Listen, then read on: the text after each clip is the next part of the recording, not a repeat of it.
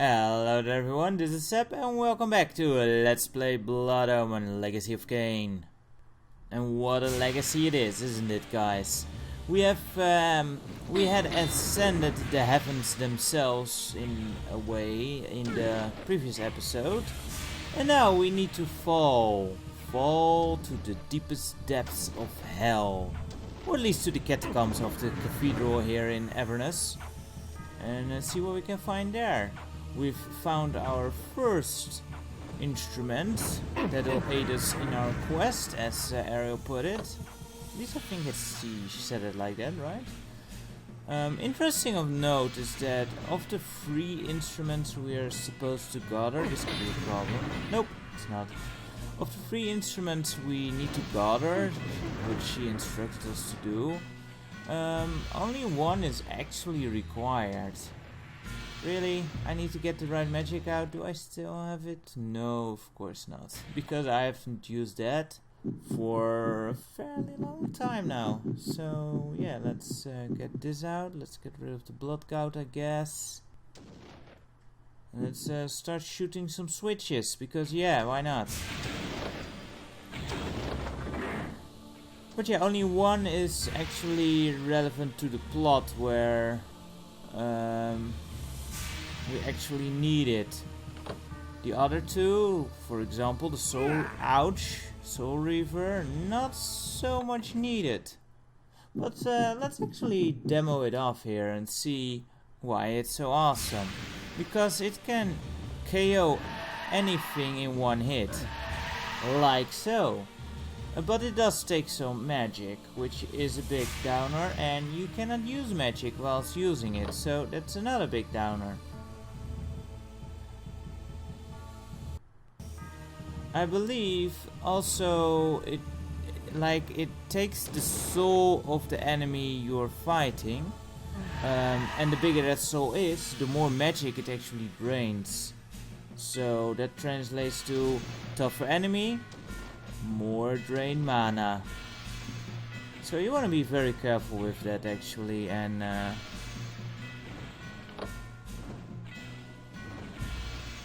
these guys are also very easy to lure into a position where you can safely hit them and they cannot hit you. I hear someone screaming out in pain, which is a good thing because we can use a bit of a blood refill here. So there we go. Speaking of refills, here's a nice little magic up. Cool, we'll be needing that as we use the Soul Reaver. And yeah, the second instrument we will be getting, which is actually going to be in this episode, I do believe. That one is not even relevant to the plot in a single way. Like the Soul Reaver, we will still see that around now and then, especially if you go through the convoluted mess that is the story of the rest of the Legacy of Kain series. But the item we will get here later, no, never mentioned again, I don't think. So that's a bit odd. Whoa, whoa, whoa. Ouch.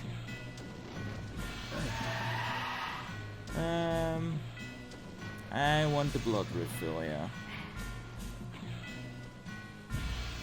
And the item isn't even that good either, I find. So, you know, it's kind of weird.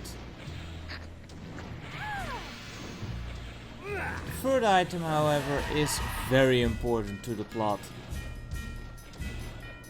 But we won't be getting that for a while, I'm afraid. First we need to get through this hellhole. It seems like a very prison area. Maybe the Inquisition is here.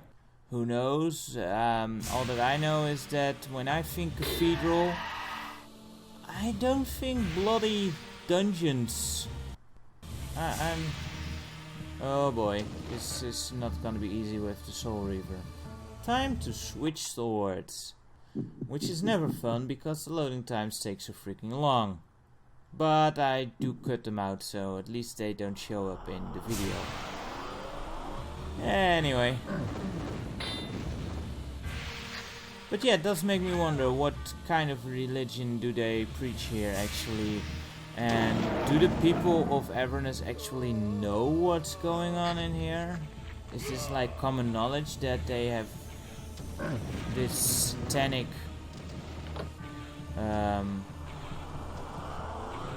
thing going on in their church of worship? Seems like something you do want to know, you know, when you go there on Sunday and talk about being polite to thy neighbors and then have the same neighbors somewhere dragged into a dungeon to suck dry by some evil dude. Yeah, I don't know. Seems like to be something you'd want to know. And yeah, these guys, you can also easily kill them with this flame sword. It takes a bit longer, but they're not so tough because you can easily lure them in that one pattern where they shoot diagonally and you can safely hit them, whilst there is nothing they can do about it, which is cool. And especially with the repel shield, you don't even have to worry about getting hit because they can't, which is cool. A bit of invulnerability is always nice. Seriously, if you talk about what's the most useful spell in the game, it is definitely the repel spell. You can just abuse the crap out of it and make yourself invincible. If you do go through the game relying primarily on the repel spell, you will run out of mana quite a lot, so you will need to play it in a more patient way, I suppose, because you will need time to recharge your magic. Of course, as you recharge magic by standing still, you will also drain your own health, because, well, Kain is a vampire and he needs to feed now and then. On the plus side, you could also abuse the energy bank item. We've already discovered how you can get 99 of those. But then you need to keep switching back and forth between items and lazy, you know. Plus, that would take all the challenge out of the game. And we've got some more necromancers again. I haven't seen them in a while. Not that I missed them, because they're total asses. Oh well. There's a nice bunch of magic up here actually. Ouch.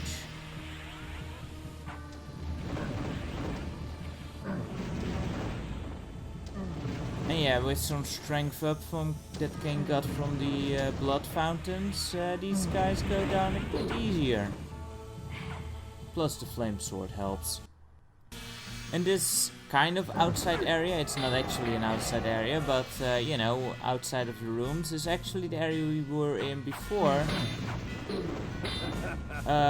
When we went to that evil altar. You know, the guy. Yeah, why do they always use these weird names?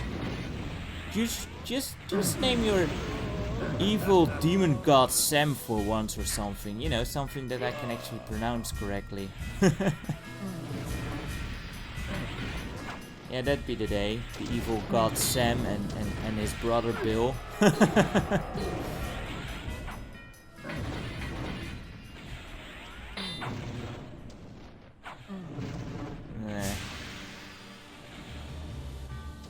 No blood, no blood. Oh well. Well, we're still pretty full actually. We're doing fairly well here.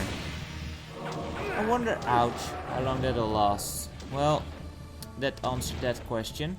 Not very long. This door is locked. Where's the switch? Ah, it's up here, I think. Oh, really? Come on, pull the switch, Kain. There you go.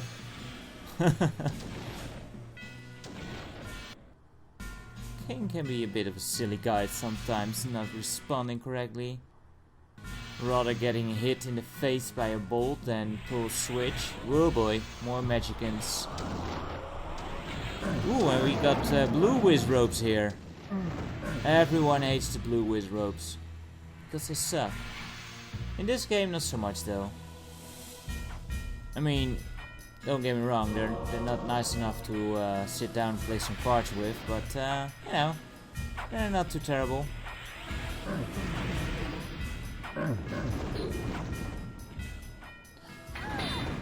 Oops, sorry lady. But it would be nice if the blue Wizrobe would stop summoning the red Wizrobes. By the way, talking about Zelda references there, if you go through this game playing it like a Legend of Zelda game, you will thoroughly get your ass beat. This game is a bit less accessible than... Whoa, more of them guys. Than the Legend of Zelda. You just need to take your time more, be a bit more patient in your movement. And your attack is not as fluent as Link's sword swipes. On the plus side, you don't have to hack away some bushes to get rich, because Kain is... oh, more demons, huh? Fun. I know what demons need. A good smack in the face with the Soul Reaver. Hey buddy. Ouch. Kain, please hit him. Thank you. Yeah, look at that. That takes away so much more magic now than the previous dude. Are you seriously walking into every bolt he shoots at you? I mean, look at that. 2 guys and half the magic is gone. And if there's nothing there, then you do not actually waste any magic. So that's good. But the sword does scream in an annoying screech, which isn't very nice to the ear, I must say. Ouch. Dude, you are so getting slashed. And there's another blood vial, always handy, and some extra blood to put in it. Because yeah, I was kind of needing that after the poor and awful display I was... Ouch, seriously, every freaking hit. I was doing much better on those guys in the town. Well, still not at the bottom. Die, skeleton dude. We're actually out of magic. Which could be a problem. Yeah, now the sword is just as strong as the normal iron sword. I'm just gonna avoid you, buddy, because I don't want to deal with you. Oh, you brought your brother here. How nice. Having a family reunion, are we? Can we please? Thank you. There's some magic. That actually refills us all the way up? Yes. Crap, I can't use... Okay, buddy. Really? Oh, now we have a red glow instead of a green glow. Anyway, I need to actually go... No. Equip the flame sword so I can use an anti-venom. Oh man, that is why I do not like using the Soul Reaver actually. Wait, didn't... I thought there was still the anti-venom there, but clearly there's not. Actually, let me just prepare for later. And nope, wrong button, because we haven't had that before. Or did we? I don't know. Well, finally! Jeez, it took way longer than it needed.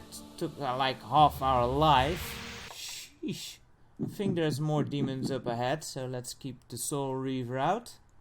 And press onwards. We are finally nearing the oh boy, El Diablo is back. But he also dies in one hit. Holy crap, it takes a lot of magic as well. Good thing there's another rune triangle there. Is this a switch? It is. But yeah, the Soul Reaver is handy for these guys. But yeah, 3 of these guys, and actually let's not pick that up yet because there's a full refill. And yeah, there's another one of them. So let's first kill him, get fully depleted, and then actually refill our magic. Hey, look at that, guys. I'm actually playing it the smart way. Who knew he had it in him? Yes, I can read your thoughts. What of it? Finally at the bottom. Sweet.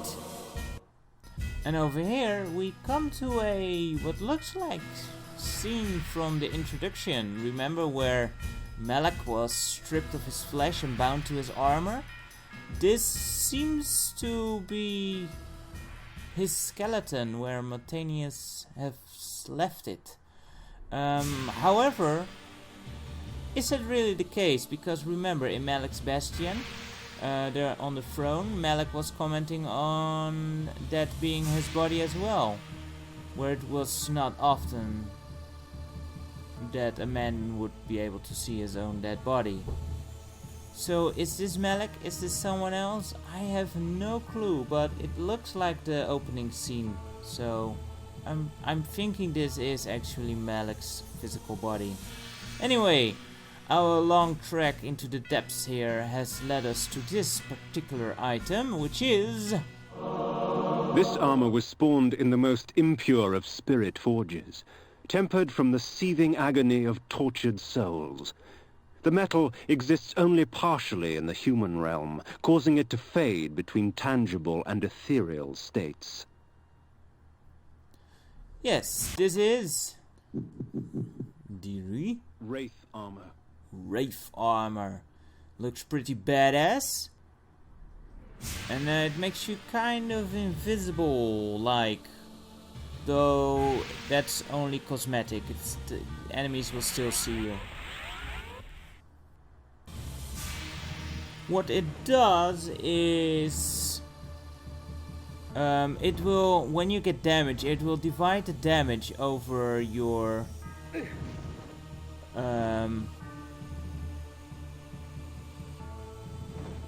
over your magic and your health. So in terms of defense, it's actually pretty strong, especially if you combine it with, say, the axes, which can't use magic anyway. So then it comes in very, very handy. If you do prefer to use magic, however, then don't bother, because you will blast through your magic pretty fast.